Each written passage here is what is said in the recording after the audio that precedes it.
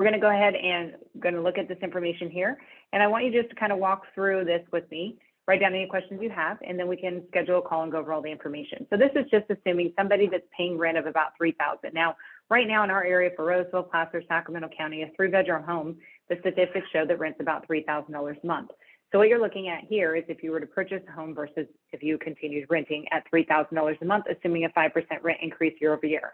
So if you were to purchase a home today at $400,000 and we were able to use the market and be able to get the seller to pay for part of your closing costs, we'd be looking at maybe a payment of around $2,880. Now that includes your estimated property taxes and insurance that are required. Again, this is all going to be subject to approval. Everybody's credit score is different, which has an impact to what your interest rate is, as well as the type of property, how much money you're putting down. So this is not a guarantee to lend, but it's a good estimate to use as an example to walk through a comparison. So you can see your new payment, if you were to purchase, would be around the $2,880. If we got the seller to pay part of your closing costs, we could potentially have you come out of pocket with less than $20,000.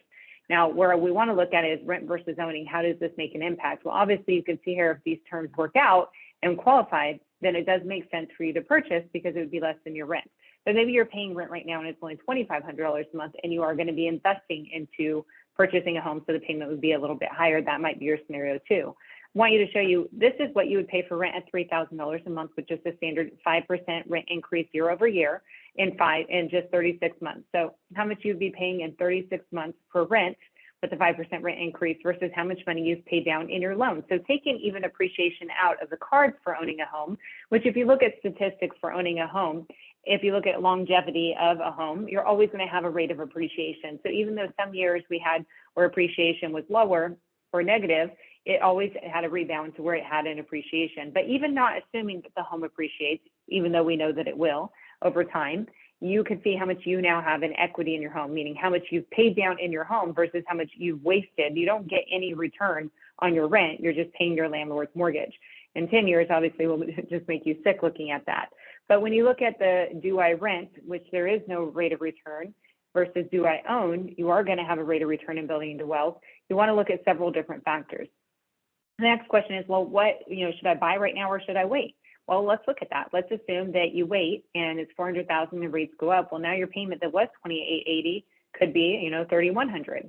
And you say, well, what if I wait and, the interest rates, come back down or stay low, but the house prices go up? Well, if the housing price went up to $430, rates stayed the same as what we quoted when I quoted this, you could see your payment would still be higher than what it would have been if you were to purchase today.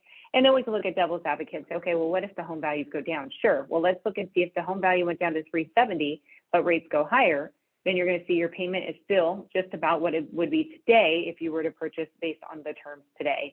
So there's a lot of things to consider, but it's really important to know that all of these other factors, as you can see, is going to be less affordable for you than if you were able to purchase. Now, I don't think everybody should buy in this market. I think some people shouldn't. If you don't plan on staying in the property for at least 2 or 3 years, you should not buy.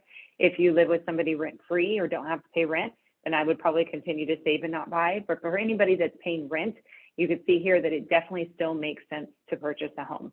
I'd love to go over your specific options with you and be able to go over the information and see if it makes sense for you. Because you got to keep in mind everything that you're paying in rent, especially if some people are like, well, what if housing prices go down?